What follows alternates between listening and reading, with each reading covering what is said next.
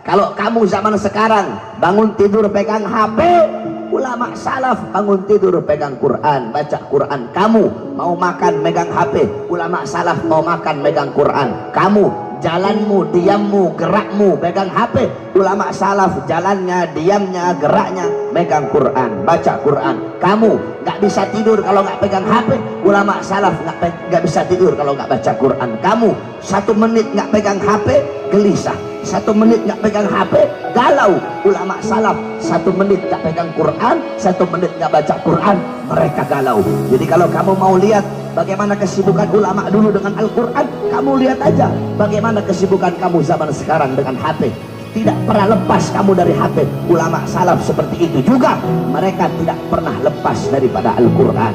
Bahkan anak-anak muda zaman sekarang, orang-orang dulu, santri-santri dulu, kalau ketemu ulama, kalau ketemu habaib, ketemu kiai, ya habib, ya kiai, ya ustadz, arsyidna, ahdina, ustadz, kiai, kasih saya petunjuk, kasih saya nasihat, kasih saya wasiat, kasih saya ilmu, minta nasihat, minta ilmu. Itu santri zaman dulu. Santri zaman sekarang, ketemu ustadz, ketemu kiai, ketemu habib, gak minta wasiat, gak minta nasihat, gak minta ilmu, gak minta berkah, minta selfie, saudara-saudara. Itu murid-murid zaman sekarang, itu santri-santri zaman sekarang. Oleh karenanya, wahai para anak-anak muda, tanamkan di dalam hati kamu Al-Quran. Selalu jalanmu, diammu selalu dengan Al-Quran, berpedoman kepada Al-Quran, berakhlak dengan Al-Quran, beradab dengan Al-Quran, beramal dengan amal yang ada dalam Al-Quran. Jangan pernah engkau jauh daripada Al-Quran. Wahai para anak-anak muda, kita umat Islam, selama kita masih berpegang teguh kepada Al-Quran, maka selama itu kita tidak akan pernah bisa dikalahkan. Dulu pernah berkumpul seorang pendeta, ada pemimpin pendeta, mereka para misionaris, para pendeta-pendeta, mereka semua berkumpul. Tiba-tiba ada satu orang pendeta, dia angkat Al-Quran, kemudian dia berkata kepada pendeta-pendeta yang lain, wahai para pendeta-pendeta, wahai saudara-saudaraku, selama umat Islam masih berpegang teguh kepada ini kitab, yaitu Al-Quran, maka selama itu mereka tidak akan bisa dikalahkan. Tiba-tiba ada satu pendeta muda, dia ambil itu Quran, dia injak-injak itu Quran. Apa kata pendeta tadi? Yang tua seniornya bilang, salah, bukan seperti itu cara menghancurkan mereka. Cara menghancurkan mereka bukan dengan menginjak-injak Qurannya, bukan dengan menghina Qurannya. Menghina Qurannya, menginjak Qurannya, itu hanya akan menyatukan dan menggabungkan serta menguatkan mereka. Contoh kemarin ketika Al-Quran dihina oleh Ahok, umat Islam bersatu, saudara-saudara. Cara menghancurkan mereka bukan dengan menginjak-injak Qurannya. Cara menghancurkan mereka, keluarkan ini Quran dari dalam hati mereka. Ketika hati mereka kosong dari Al-Quran, maka ketika itu mereka akan gampang kita hancurkan. Ketika anak-anak muda mereka, hati mereka kosong dari Al-Quran, mereka sibuk dengan sepak bola, mereka sibuk dengan HP, sibuk dengan Twitter, sibuk dengan Facebook, sibuk dengan Instagram, mereka sibuk untuk bertasabuh kepada orang Barat, mereka sibuk berpakaian sebagaimana orang Barat, pola pikir mengikuti Barat, gaya hidup mengikuti Barat, hatinya kosong dari Quran, kosong dari Islam, kosong dari Rasulullah. Ketika hati mereka kosong dari Quran, maka ketika itu mereka akan bisa kita kalahkan. Oleh karenanya, wasiat saya terakhir kepada seluruh anak-anak muda yang hadir di sini, alhamdulillah, masya Allah, luar biasa. Anak-anak muda, para panitia-panitia, Asmi dan kawan-kawan, ya remaja-remaja yang ada di sini, mereka membuat acara besar seperti ini dengan penuh semangat, dengan penuh himmah. Begitu juga didukung oleh para orang tua. Insya Allah dengan adanya anak-anak muda seperti ini kampung bakal jadi kampung yang baik, ini bangsa bakal jadi bangsa yang baik, ini Indonesia bakal jadi Indonesia yang baik. Sebab kenapa? Syubbanul yawm rijalul ghad. Pemuda-pemuda masa kini adalah pemimpin-pemimpin di masa yang akan datang.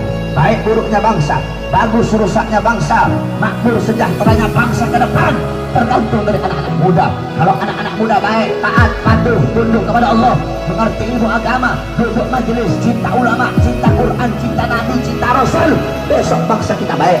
Indonesia kita baik, Indonesia makmur, Indonesia sejahtera, akan mendapat pemimpin yang baik, pemimpin yang makmur, pemimpin yang sejahtera, pemimpin yang adil, dan agama akan dipegang oleh orang-orang yang baik. Tapi kalau anak-anak mudanya rusak, anak-anak mudanya bejat, anak-anak mudanya melacur, anak-anak muda narkoba, anak-anak mudanya nongkrong, anak-anak muda jauh dari Allah, jauh dari Quran, jauh dari masjid, jauh dari agama, jauh dari akhlak, jauh dari adab, besok bangsa kita akan rusak, negara kita akan rusak, Indonesia akan rusak, Indonesia akan dipegang oleh orang-orang yang rusak. Oleh karena itu, wahai para pemuda-pemudi Islam, saya wasiatkan kepada kamu semua, jangan pernah engkau berhenti berjuang untuk agama, berjuang untuk negara. Selalu sampaikan kebenaran kepada para pejabat-pejabat yang zalim. Afdalul jihad kalimatu haqqin wa fi riwayah kalimatu adlin inda sultanin jair.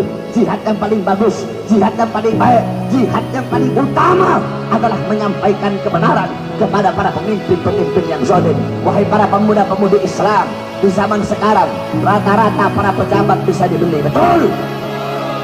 Presiden bisa dibeli, saudara-saudara, menteri bisa dibeli, partai-partai bisa dibeli, bahkan partai Islam bisa dibeli. Ada partai Islam lambangnya hijau tapi dalamnya merah, partai semangka, saudara-saudara. Banyak partai-partai yang bisa dibeli, banyak orang-orang yang mengkhianati bangsa, mengkhianati negara. Mereka jual ini bangsa kepada asing. Para pejabat-pejabat sekarang, mereka para pemimpin-pemimpin sekarang, mereka hidup enak, hidup sejahtera, mereka kenyang, mereka tidur nyenyak. Rakyat kelaparan, rakyat susah, rakyat menderita, rakyat pengangguran. Oleh karenanya, wahai para pemuda-pemudi Islam, jangan pernah berhenti untuk berjuang. Barangkali banyak pejabat-pejabat yang bisa dibeli bagi orang-orang yang ingin menghancurkan bangsa, bagi orang-orang yang ingin menghancurkan Indonesia. Para perangkat negara, para pejabat bisa mereka sogok, bisa mereka suap, bisa mereka beli. Mereka bisa mengkhianati bangsa, mengkhianati negara, dan mengkhianati Indonesia, serta mengkhianati agama. Tetapi mereka para pengkhianat bangsa, mereka lupa bahwasanya di Indonesia masih tegak berdiri kami para pemuda-pemudi Islam, anak-anak bangsa yang rela hancur dan binasa untuk agama Indonesia. Kami tidak akan pernah bisa dibeli sampai hari kiamat. Yang hak akan kami sampaikan hak, yang batil akan kami sampaikan batil. Wahai para anak-anak muda, jangan pernah engkau takut. Tidak ada pembatas, tidak ada penghalang antara seseorang dengan kebenaran, walaupun kebenarannya dari yang orang yang lebih muda, yang lebih bodoh, yang lebih hina, yang lebih miskin. Kebenaran bagaikan matahari yang akan selalu bersinar walaupun di hadapan para orang yang buta. Oleh karenanya, wahai anak-anak muda, terus sampaikan kebenaran. Katakan kepada mereka, hei kalian mau buka mulut kami anak-anak muda Islam. Semakin kalian bungkam mulut kami akan semakin meneriakkan kebenaran, saudara-saudara. Hei para musuh-musuh agama, para pengkhianat bangsa, demi Allah, jikalau kalian maju satu langkah untuk melawan agama kami, untuk menjual bangsa kami, untuk menghancurkan rakyat, untuk menyengsarakan rakyat, kalian maju satu langkah, kami pemuda-pemudi Islam Indonesia maju 1000 langkah untuk melawan dan menghancurkan kalian. Saya tanya pemuda-pemudi yang ada di sini, siap bela Indonesia? Siap bela Indonesia? Siap hancur demi Indonesia? Siap binasa demi merah putih? Allahu Akbar, Allahu Akbar, Allahu Akbar. Siap jadi muda yang baik, siap jadi anak-anak muda yang taat, siap jadi anak-anak muda yang patuh kepada Allah. Wahai anak-anak muda, kalian para anak-anak muda, kalian rela mati untuk klub-klub bola kalian. Anak-anak becek rela mati untuk Persija, anak-anak Viking rela mati untuk Persib, anak-anak bonek rela mati untuk Persebaya. Jikalau kalian rela mati untuk klub-klub bola kalian, maka kalian harus lebih rela mati untuk agama dan bangsa Indonesia, saudara.